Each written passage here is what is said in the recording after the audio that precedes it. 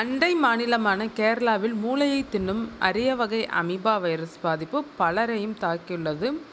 நடப்பாண்டில் இதுவரை இந்த வைரஸால் 40க்கும் மேற்பட்டோர் பாதிப்புக்குள்ளாகியுள்ளனர். மேலும் திருவனந்தபுரம், கொல்லம், கோழிக்கோடு, வயநாடு மற்றும் மலப்புரம் மாவட்டங்களைச் சேர்ந்த 10க்கும் மேற்பட்டவர்கள் தற்போது பாதிக்கப்பட்டு சிகிச்சையில் உள்ளனர். மூளையை தின்னும் அரிய வகை அமீபா வைரஸ் பாதிப்பால் ஏற்கனவே 6 பேர் உயிரிழந்த நிலையில் கோழிக்கோடு மருத்துவக் கல்லூரி மருத்துவமனையில் சிகிச்சையில் இருந்து வந்த வயநாட்டைச் சேர்ந்த ரதீஷ் என்ற 45 வயது மிக்க நபர் சிகிச்சை பலனளிக்காமல் உயிரிழந்துள்ளார். இதனால் இந்த வைரஸ் தொற்றால் பாதிக்கப்பட்டு உயிரிழந்தவர்களின் எண்ணிக்கை 7ஆக உயர்ந்துள்ளது. இதே மருத்துவமனையில் இந்த வைரஸ் தொற்றால் பாதிக்கப்பட்டு சிகிச்சை பெற்று வரும் காசர்கோடு மாவட்டத்தைச் சேர்ந்த மேலும் ஒருவரின் நிலை கவலைக்கிடமாக இருந்து வருகிறது. முன்னதாக கேரளாவின் கோழிக்கோடு மாவட்டம் தாமரைச்சேரி பகுதியைச் சேர்ந்த 9 வயது சிறுமி மற்றும் 3 மாத பச்சிளம் குழந்தை ஆகியோர் இந்த வைரஸ் பாதிப்பால் உயிரிழந்திருக்கிறார். கோழிக்கோடு மாவட்டத்தில் மட்டும் 4 பேர் பலியாகி இருக்கின்றனர்.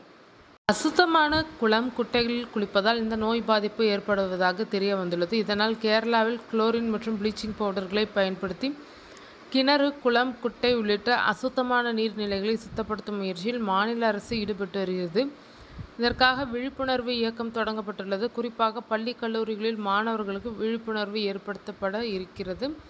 குளிக்கும் போது அல்லது முகம் கழுவும் போது மூக்கு வழியாக உடலில் நுழையும் இந்த அமீபா தொற்று மூளையை அடைந்து கொஞ்சம் கொஞ்சமாக அதை சாப்பிட்டு விடுவதாக கூறுகின்றனர். இதனிடையே தமிழ்நாட்டிலும் மூளையை தின்னும் அமீபா வைரஸ் பாதிப்பு ஏற்பட்டுள்ளதா என்ற அச்சம் மக்களிடையே ஏற்பட்டுள்ளது.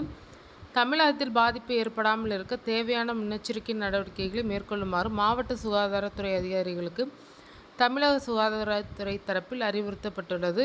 அதன்படி மாநகராட்சி, நகராட்சியில் உள்ள குளங்கள் மற்றும் நட்சத்திர ஓட்டல்களில் உள்ள நீச்சல் குளங்கள் ஆகியவற்றை ஆய்வு செய்ய மாவட்ட சுகாதாரத்துறை இணை இயக்குநர்களுக்கு அத்துறையின் இயக்குனர் சோமசுந்தரம் உத்தரவிட்டுள்ளார். நீச்சல் குளத்தில் உள்ள தண்ணீரை 2 நாட்களுக்கு ஒரு முறை வெளியேற்றிவிட்டு குளோரின் பவுடர் சேர்த்து சானிடைசர் செய்ய வேண்டும் என்று நீச்சல் குளத்தின் உரிமையாளர்கள், நட்சத்திர ஹோட்டல் நிர்வாகங்களுக்கு உத்தரவிடப்பட்டுள்ளது.